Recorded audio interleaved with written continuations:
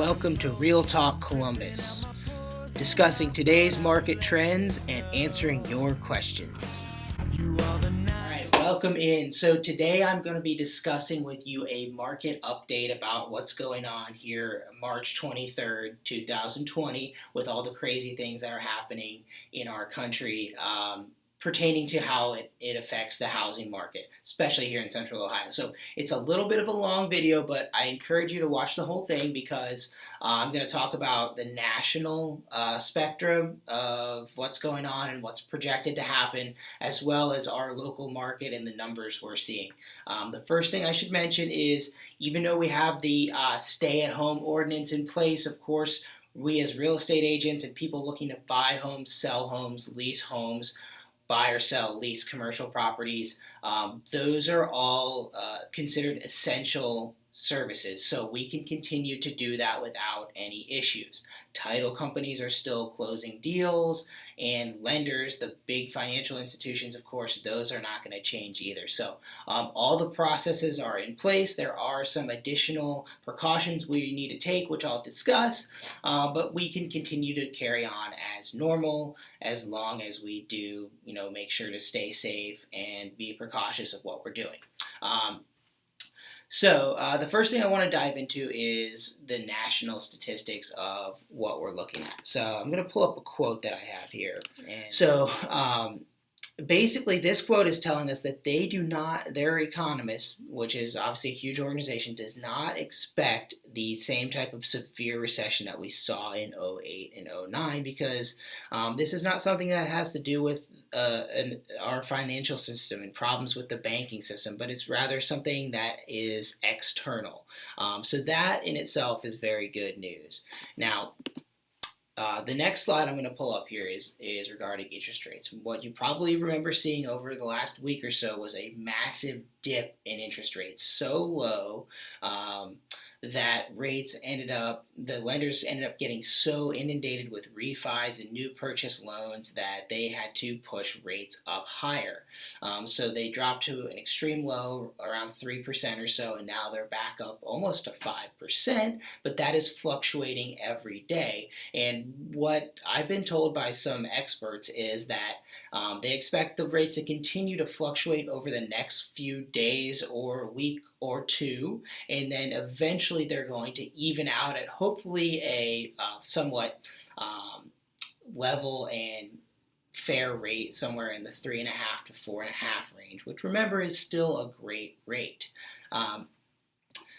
So that's regarding rates and regarding the forecast. So this is a look at what the Goldman Sachs forecast for GDP, which is a significant dip here in Q2. Not nearly what we saw in the 08-09 recession, but it's a dip, and then it will gradually climb back up in the second and third quarter of the year. So it is a positive projection as soon as we get past the virus and all the things that are causing our economy to basically be at a halt right now. And the last graph I'm going to show you from a national level is this. A lot of people are comparing this economic issue to the 9/11 crash, which in that case we saw people were frightened to travel, to go on planes, to go out and do things. And that's similar to what we're seeing here. It's hurting massively in the restaurant industry and the travel industry and a lot of those industries. And it is hurting jobs in those industries. But what we saw back in the 9/11 crash was the stock market plummeted, but home appreciation remained at a steady increase. So that is also what many people expect to happen now is your home value is not necessarily going to plummet. It should continue to appreciate, and as soon as we can get back to normal, our economy will hopefully be right back on track. So that is what I've got to show you as regarding the national perspective when it comes to the economy. Of course, remember, I didn't make up those things. I got them from other sources, but I think it's important to share with people. Now I'm going to show you some statistics from the National Association of Realtors, a survey that they did towards the end of last week. So it's not completely up to date, but it's very close. And as you know, things are moving very quick But the first graph I'm going to discuss is this one I've got here on the screen. Um, have you seen any sellers remove their home from the market completely due to the coronavirus? And as you can see, as of March 9th, that answer was almost none. Only 16%, or only a small 3% had removed their homes.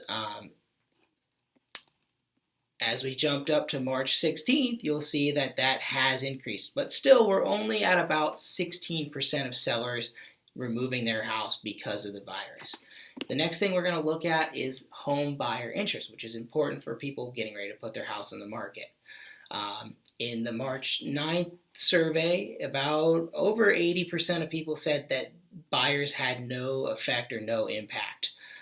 As we move up to residential buyers on the March 16th survey, you will see that that number did jump up. About 37% of buyers have a slight decrease in interest in the market. About 11% have a significant decrease in interest in the market, but still over 50% say that they are had the same interest or even more interest now. And which I believe we're going to see that from a lot of people who think they can take advantage of this market and the interest rates. As a seller, don't be surprised if your house is in the right condition, in the right price point, that we can still get multiple offers and still have a lot of buyer interest. Everything we have to look at on an individual basis, but I just this past weekend had several multiple offer situations with clients, and although that surprised me looking at everything that's going on here in central Ohio, I saw that across the board in a lot of areas. So believe it or not, properties are still selling and there still is a lot of buyer interest in the marketplace. Now, things are changing every day, and yes, as agents and as people viewing properties, we've got to take some different precautions with sanitizing our hands and with staying, far apart as we can from each other, without handshaking and hugging and those types of things. But buyers still want to see properties, and people still want to buy. So that to me is a great sign. The next thing I want to take a look at here, I'm going to pull up some statistics of some numbers that I ran March of this year versus March of 19 to date, and then going back just 1 week. This past week, 2020 versus this past week, 2019 in comparison. This is just Columbus and the greater central Ohio area.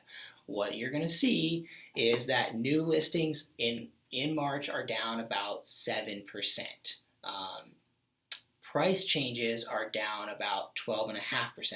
Now, price changes being down is actually a good sign because it tells us that sellers are not freaking out and reducing their prices immediately because of what's going on in the marketplace. It means they have some confidence still. Under contracts are only down about 3%. And really, before this past week, they were up a lot. So if we go back and look at the numbers from week over week 2019 versus 2020 at the third week of March, what we're going to see is that under contracts are down about 7%. Again, still not really a statistically significant number compared to what you might expect, especially if you've been watching the news every day and seeing those reactions. But I will tell you, the one thing that I think is very significant that we need to pay attention to is the number of canceled and withdrawn properties. Canceled and withdrawns are down all of March about 20%, and canceled and withdrawn are down 40% this week, this past week, this year versus the equivalent week in 2019. And when I say down, I mean that there are more canceled and withdrawns this year than there were last year. So that is a sign telling us that there are a lot of sellers out there saying, hey, I need to put a stop to having my house on the market, having people come through it. And that is completely understandable. And my belief on this is you need to look at your own individual circumstances with you personally and with your family, and it might be the right decision for a lot of people to want to take their property off the market and not expose their family to any health risks at this time. Now, there's going to be another category of people that either um, don't think there's any health risk that they need to be concerned with, or maybe they've already moved out of their house, maybe they're relocating, maybe it's a property that they don't live in anyways.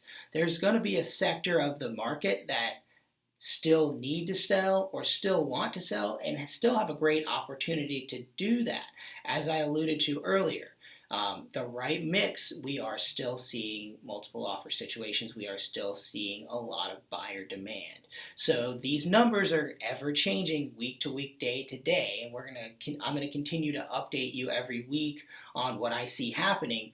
But what I can tell you right now is if you are considering putting your house on the market, if you're considering buying a property, let's analyze that on an individual basis and let's have a conversation together about what's going to be the right decision for you and your family. But what I see in the numbers is that you don't need to freak out and think that you can't sell your house right now.